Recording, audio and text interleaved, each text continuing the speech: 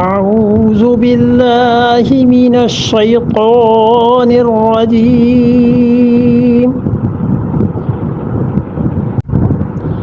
بسم الله الرحمن الرحيم فذلكم الله ربكم الحق فماذا بعد الحق إلا الضلال فأنا تصرفون فذلكم اللہ ربکم الحق، لوگو بس یہ ہے تمہارا پروردگار سچا، فماذا بعد الحق الا الضلال، اور سچائی کے بعد کیا چیز باقی رہ جاتی ہے تو وہ تو گمراہی ہی ہے۔ فانا تصرفون، ان سے پوچھئے، ان سے کہیے فانا تصرفون، سو کہاں سے تم گمراہ ہو گئے ہو، کدھر تم جا رہے ہو؟ یہاں تک کہ جتنی آیات ہیں ان سب میں اللہ تعالی نے بیان کر دیا، ایک تو یہ مسئلہ کہ قیامت میں جو لوگ شرک کرتے تھے اور جن کے شریک خدا کا بنایا گیا تھا ان سب کا معاملہ کیا ہو، اور دوسرے اللہ تعالی نے یہ بتا دیا کہ دیکھو جو لوگ شرک کرتے ہیں ان کا اقرار کس کس چیز پر تھا۔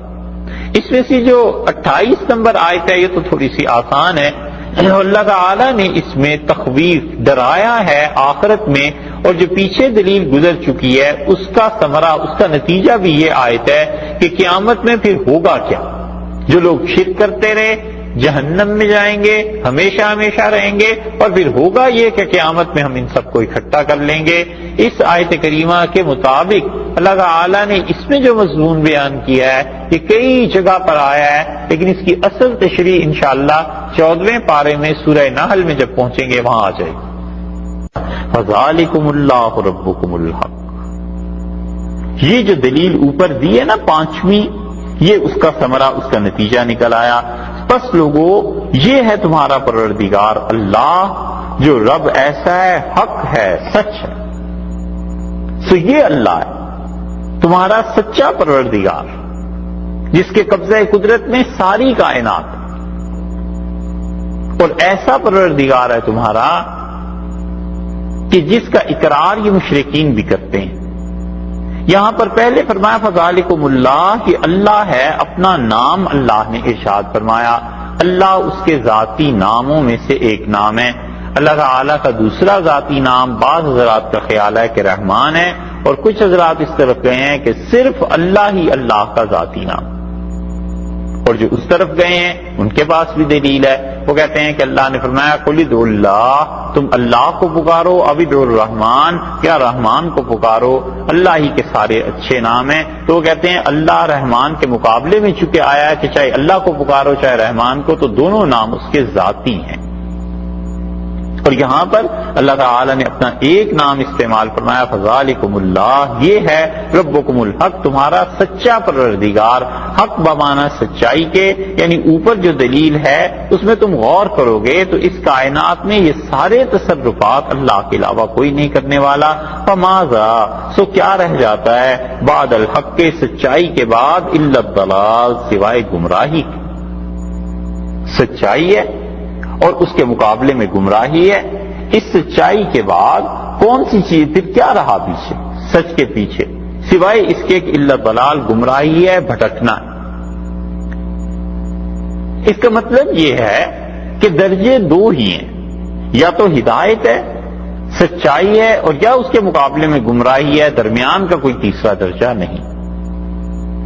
اسی لیے فقہا کہتے ہیں کہ جو شخص اسلام سے نکلا وہ کفر میں داخل ہوا، اور کفر کے آگے کتنے دین ہیں، کتنے شعبے ہیں، یہ بہت سے ہیں۔ اور جو شخص کفر سے نکلتا ہے وہ اسلام میں داخل ہو جاتا ہے، درمیان میں کوئی بھی تیسرا درجہ نہیں۔ اور یہ عقیدے کا وہ مسئلہ ہے جو شامی میں، فتاوی عالمگیری میں ہر جگہ لکھا ہے کہ کفر اور اسلام کے درمیان تیسرا درجہ نہیں۔ اسی لیے یہ جو مرزائی ہیں، غلام احمد قادیانی کو نبی ماننے والے، ان کا ایک گروہ ایسا ہے، لاہور کے جو لوگ ہیں، یہ لوگ لاہوری مرزائی جو ہیں وہ مرزا غلام احمد قادیانی کو نبی نہیں مانتے تھے، مجدد مانتے تھے۔ وہ کہتے تھے نبی نہیں تھا، مجدد تھا۔ ہم کہتے ہیں کہ مجدد تو پھر بڑی چیز ہوتا ہے، اسے مسلمان ماننا بھی کفر ہے، اس لیے کہ اس کی اپنی تصریحات دیکھیں نا، تو کہتا ہے میں نبی ہوں۔ ایک غلطی کا ازالہ، بالکل چھوٹا سا ان کا پمفلٹ ہے، 7-8 صفحات کا ہے، بہت چھوٹا سا، اس میں انہوں نے یہی لکھا کہ جو لوگ مجھے غلط فہمی سے مجدد سمجھتے ہیں میں ان کی تصحیح کرتا ہوں، میں تو اصل میں نبی ہوں، میں تو مجدد نہیں ہوں، میں تو اس سے بھی اوپر کے درجے کا ہوں۔ ہم کہتے ہیں شخص کو مسلمان ماننا خود کفر ہے، کیونکہ رسول اللہ صلی اللہ علیہ وسلم پر نبوت ہر اعتبار سے ختم ہو گئی۔ اب ایک طبقہ ایسا، کسی نے یہ فتویٰ دیا کہ جناب یہ جو لاہور کے مرزائی ہیں یہ نہ مسلمان ہیں نہ کافر، درمیان میں، اور یہ فتویٰ بالکل غلط بات ہے۔